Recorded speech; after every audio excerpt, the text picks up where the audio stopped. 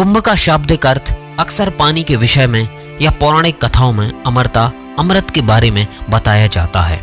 मेला शब्द का अर्थ है किसी एक स्थान पर मिलना, एक साथ चलना, सभा में या फिर विशेष रूप से सामुदायिक उत्सव में उपस्थित होना।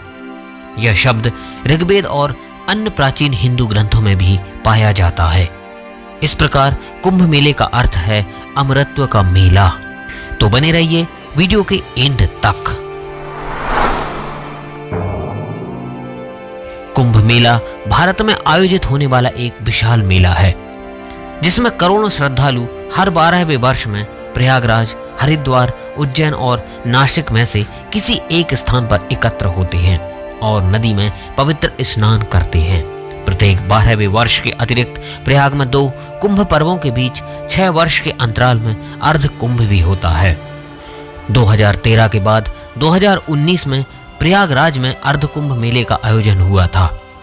ज्योतिषीय गणनाओं के अनुसार यह मेला पौष पूर्णिमा के दिन प्रारंभ होता है और मकर संक्रांति इसका विशेष ज्योतिषीय पर्व होता है, जब सूर्य और चंद्रमा वृश्चिक राशि में और बृहस्पति मेष राशि में प्रवेश करते हैं।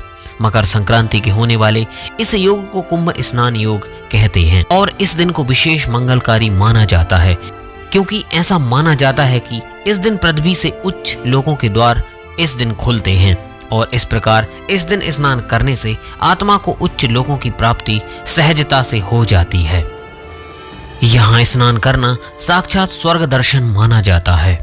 पौराणिक विश्वास जो कुछ भी हो, ज्योतिषियों के अनुसार कुंभ का असाधारण महत्व बृहस्पति के कुंभ राशि में प्रवेश तथा सूर्य के मेष राशि में प्रवेश के साथ जुड़ा है।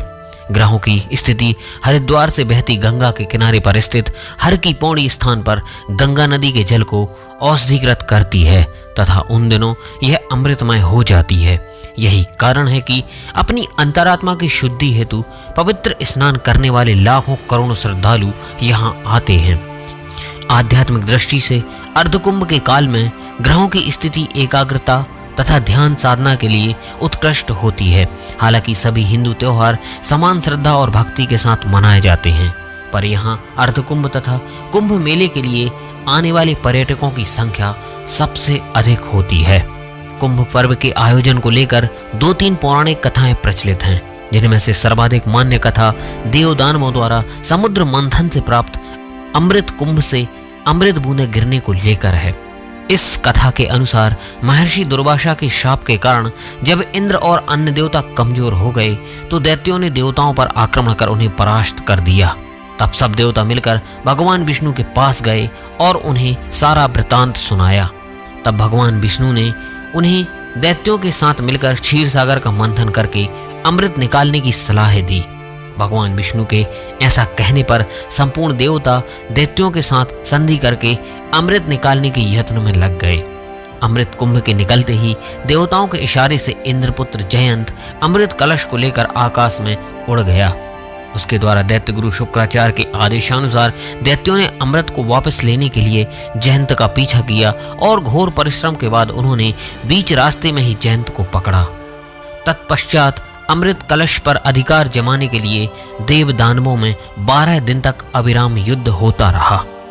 इस परस्पर मारकाट के दौरान पृथ्वी के 4 स्थानों प्रयागराज, हरिद्वार, उज्जैन, नासिक पर कलश से अमृत बूंदें गिरी थीं। उस समय चंद्रमा ने घट से प्रस्वरण होने से, सूर्य ने घट फूटने से, गुरु ने दैत्यों के अपहरण से एवं शनि ने देवेंद्र के भय से घट की रक्षा की। कलह शांत करने के लिए भगवान ने मोहिनी रूप धारण कर यथाधिकार सबको अमृत बांटकर पिला दिया। इस प्रकार देव दानव युद्ध का अंत किया गया। अमृत प्राप्ति के लिए देव दानवों में परस्पर 12 दिन तक निरंतर युद्ध हुआ था। देवताओं के 12 दिन मनुष्यों के 12 वर्ष के तुल्य होते हैं, अतएव कुंभ भी 12 होते हैं। उनमें से 4 कुंभ पृथ्वी पर होते हैं और शेष 8 कुंभ देवलोक में होते हैं, जिन्हें देवगण ही प्राप्त कर सकते हैं। मनुष्यों की वहां पहुंच नहीं है। जिस समय चंद्रादिकों ने कलश की रक्षा की थी, उस समय की वर्तमान राशियों पर रक्षा करने वाले चंद्र सूर्यादि ग्रह जब आते हैं, उस समय कुंभ का योग होता है। अर्थात जिस वर्ष जिस राशि पर सूर्य, चंद्रमा और बृहस्पति का संयोग होता है, उसी वर्ष उसी राशि के योग में जहां जहां अमृत बूंदें गिरी थीं, वहां वहां कुंभ पर्व होता है। महाकुंभ एक दिव्य पर्व भारतीय संस्कृति के सबसे महान धार्मिक आयोजनों में से एक है। यह पर्व केवल स्नान और पूजा का अवसर नहीं, बल्कि यह एक सामूहिक चेतना का प्रतीक है।